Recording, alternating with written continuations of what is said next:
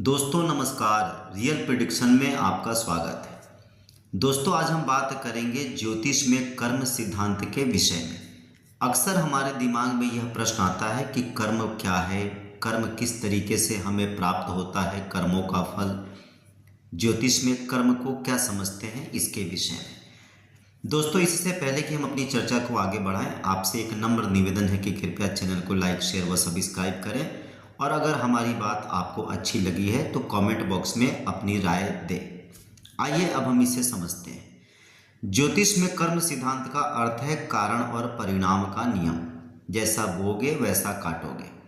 यह सिद्धांत बताता है कि वर्तमान जीवन की परिस्थितियां, सुख दुख, स्वास्थ्य, रिश्ते पिछले जन्मों के कार्यों का परिणाम है, अर्थात पिछले जन्मों के कर्मों का परिणाम है। जन्म कुंडली इस संचित कर्मों का एक नक्शा है जो बताती है कि आत्मा ने अतीत में क्या किया है, कर्मों का फल अवश्य मिलता है। ज्योतिष में कर्म के मुख्य बिंदु पर चर्चा करते हैं। ज्योतिष में कर्म के निम्नलिखित अलग अलग प्रकार के बिंदु होते हैं। पुनर्जन्म और कर्म, यह मान्यता है कि आत्मा अमर है और अपने पिछले कर्मों के अनुसार ही नए शरीर में जन्म लेती है।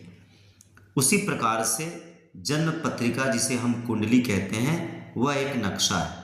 कुंडली में ग्रहों की स्थिति यह बताती है कि आपने अतीत में क्या किया है। जन्म पत्रिका यह भी बताती है कि व्यक्ति को क्या भोगना है। और अब हम बात करते हैं कि आखिर किस तरीके के कर्म के प्रकार होते हैं, उसके विषय में थोड़ी चर्चा करेंगे। ज्योतिष में कर्म के मुख्य रूप से 3 प्रकार माने गए। सबसे पहला होता है संचित कर्म, पिछले अनेक जन्मों के कर्म जो अभी फलित नहीं हुए हैं। दूसरे नंबर पर आता है प्रारब्ध कर्म, संचित कर्मों का वह हिस्सा जो वर्तमान जीवन में भोगना ही पड़ता है। यानी हमने कोई जन्म लिया, पिछले जन्म में जो हमने कर्म किए और जो कर्मों का हमने जमा पूंजी रख रखा है उसे हम इस जन्म में लेके आए और इस जन्म में भी हम उन कर्मों को निश्चित रूप से भोगेंगे। अगर अच्छे कर्म हैं तो अच्छे परिणाम मिलेंगे और अगर यदि बुरे कर्म हैं तो बुरे परिणाम निश्चित रूप से मिलेंगे। और जो मिल रहा है आप उसे पिछले जन्म का लेखा जोखा मान सकते हैं। और सही मायने में जो हमें इस जीवन में मिल रहा है वह पिछले जन्मों के कर्मों का हिसाब किताब है और इसे ही भाग्य कहा जाता है। जो कुछ हमारे इस जीवन में मिलता है वह कुंडली में ग्रहों की स्थिति, दशा, गोचर, इन सब चीज़ों के हिसाब से मिलता है। एक और कर्म की बात करते हैं, वर्तमान में किए जा रहे कर्म। इस जन्म में हम आए हैं और वर्तमान में जो कर्म कर रहे हैं उसे हम क्रियमण कर्म कहते हैं। इसके द्वारा भविष्य सुधारा या भाग्य बदला जा सकता है। अर्थात अगर हम कर्म अच्छा करेंगे तो इस जन्म में भी संचित कर्म बुरे होने के बावजूद इस जन्म के कर्म व भाग्य को हम बदल सकते हैं। अगर हमारे कर्म बदलेंगे तो निश्चित रूप से भाग्य भी बदलेगा। शनि को जन्म पत्रिका में सबसे बड़ा कर्म कारक माना जाता है जो कर्मों का फल देता है। ज्योतिष में दान, पूजा पाठ केवल प्रारब्ध के कठोर प्रभावों को कम कर सकते हैं लेकिन पूरी तरह से खत्म नहीं कर सकते। अर्थात हम कुछ दान पुण्य करके, पूजा पाठ करके पिछले जन्म के बुरे कर्मों का प्रभाव जो भोग रहे हैं उसमें कमी आ सकती है, परंतु हम पूरी तरह से उन्हें बदल नहीं सकते।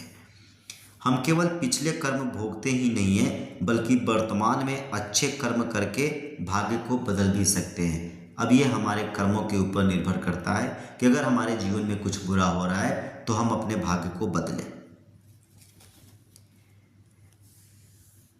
ज्योतिष में कर्म सिद्धांत को 3 तरह से देखा जाता है। सबसे पहला होता है दृढ़ कर्म। दृढ़ कर्म वह होते हैं जिन्हें किसी भी अवस्था में, किसी भी स्थिति में बदला नहीं जा सकता है।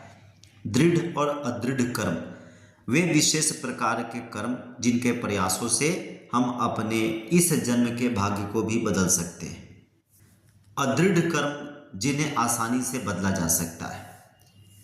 जन्म पत्रिका में कर्म के जो कारक होते हैं उनके भी कुछ अलग अलग भाव होते हैं। जन्म कुंडली में कर्म करके जो कर्म के कारक भाव होते हैं वे अलग अलग होते हैं। जैसे दशम भाव मुख्य रूप से इसे करियर और कर्मों का स्थान माना जाता है। कुंडली में जो 9वां भाव होता है पिछले जन्म के पुण्य का स्थान भी इसे कहा जाता है। शनि को विशेष रूप से जन्म पत्रिका में कर्म फलदाता, जो कर्मों का हिसाब किताब रखते हैं, माना जाता है। राहु केतु पिछले जन्म के अधूरे कार्यों को दर्शाते हैं। जिस घर में राहु और केतु होते हैं वहां से पिछले जन्म का हिसाब किताब देखा जाता है। ज्योतिष में यह माना जाता है कि बुरे कर्मों का फल अवश्य मिलता है। पाप कर्मों का फल आत्मा को भुगतना ही पड़ता है, चाहे इस जन्म में हो या फिर अगले जन्म में। अच्छा कर्म बुरे कर्मों के प्रभाव को कम कर सकता है। हर क्रिया का फल निश्चित है। कोई भी, यहाँ तक कि भगवान भी कर्म बंधन से नहीं बच सकते। कर्म का सिद्धांत व्यक्ति को अपने जीवन की जिम्मेदारी लेने और सचेत होकर अच्छे कर्म करने के लिए प्रोत्साहित करता है। ज्योतिष हमें बताता है कि हमें अपनी स्वतंत्र इच्छा का उपयोग करके अच्छे कर्म करने चाहिए ताकि भविष्य को सुधारा जा सके। तो दोस्तों, आज हमने कर्म के सिद्धांत पर चर्चा की, जिसे ज्योतिष में बहुत ही महत्वपूर्ण माना जाता है। हम हमेशा इस विषय में सोचते रहते हैं कि कर्मों का फल किस प्रकार से, आखिर ज्योतिष क्या है। तो आज हमने कर्म के सिद्धांत और किस तरीके से ज्योतिष शास्त्र में कर्म के सिद्धांत को समझाया गया है, उसके ऊपर चर्चा की। किसी भी प्रकार के ज्योतिषीय परामर्श के लिए आप दिए गए नंबर पर संपर्क कर सकते हैं। एक बार पुनः आपसे निवेदन है कि कृपया चैनल को लाइक, शेयर व सब्सक्राइब करें व कमेंट बॉक्स में अपनी राय अवश्य दें। धन्यवाद।